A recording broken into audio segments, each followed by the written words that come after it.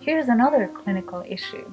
What can parents keep in mind if they have an emotionally sensitive child? Well, the first thing they can keep in mind is it's harder to parent an emotionally sensitive child. It really is. If they're having a hard time with it, it's because it is harder. Just to own up to that reality. Emotionally sensitive children need more from us. They just do. They need more scaffolding. They need more empathy. They need more time. Um, and so it is more challenging. It is difficult. It takes more out of you. And the other thing I encourage parents to think about is that it doesn't mean it's their fault. We do always have this bit of a tendency to blame the parent. And yes, there are some parents who need help and they need to maybe, improve their parenting skills. But there's a lot of times when kids are just sensitive because it's their inborn temperament. Some kids are just born more resilient. If you have a kid who's born resilient, it's really easy to parent them. More easy, anyhow. And we have these genetic inborn temperaments. Some kids are slower to warm up. Some kids are more reactive. Their emotions are more intense and negative. Some kids are more get their feelings hurt more easily. All these things, and a lot of that is inborn genetics. And your child just needs extra help. And so, not to always be blaming yourself. So, having the parent hold the child's vulnerability in mind while being reflective can really help. Yes, that's the whole point. Be compassionate about the child's vulnerability. You may be having a hard time raising that child. Trust me, your child's having a harder time being vulnerable. It is hard to be vulnerable in that way. And we want children to feel it's okay to be vulnerable. We don't want to judge them. We don't want to say, oh, you're too sensitive. We may want to help the child who's so sensitive build up more resilience, be able to feel a little stronger and not so sensitive. But we don't want to make them feel bad for being so sensitive. That's the nuance, sense. Right? It's not easy, right? You. So that's. And the other thing, I like to reassure parents that just because their child is so sensitive, it's not like a negative sentence for the rest of their life. Like they're never going to be able to do well. There's actually kids who have a lot of sensitivities who grow up and do great.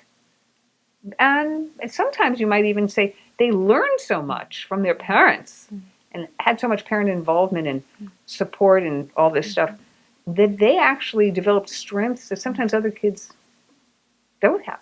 It seems to me that with the reflective capacity of the parent, the child can perhaps integrate these overwhelming, inflowing information that otherwise would not be becoming a healthy part of who they are. Yes.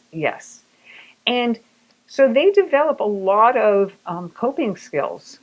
And there's if I can just divert a little bit for a second, there's this adorable experiment that I heard about monkeys.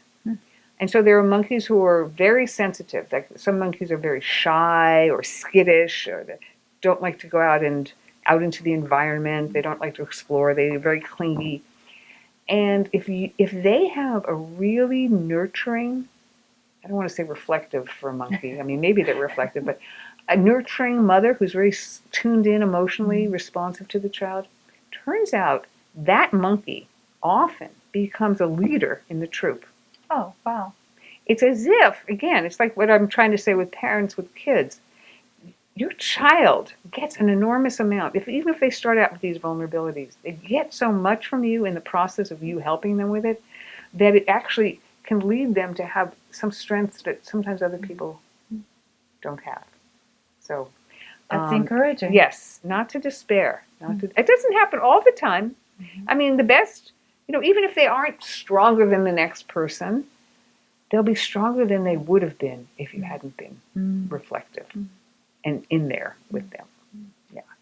I'm just trying to think if there's anything else that can come up come up with when a child is vulnerable, has difficulties, parents wish they could fix it all. It's painful for a parent, isn't it, to see their child with vulnerabilities. And you know what? The child does not expect the parent to fix it all. Parents think, oh, I wish I could fix it and smooth, and it makes them more grief-stricken than they need to be. The child just needs to know the parent is in there with them, trying to help. They don't want to be alone. They just don't want to be alone. They want someone in there supporting them and helping them figure it out. They don't expect magic. And that's reassuring to parents. It really is.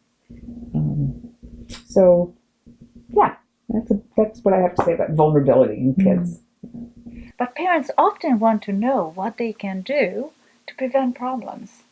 And can't reflective parenting help prevent problems? I wish it could. I would get the Nobel Peace Prize for that. We can't prevent all problems. And, sometimes, again, particularly if you have a vulnerable kid, you can't prevent them from being who they are.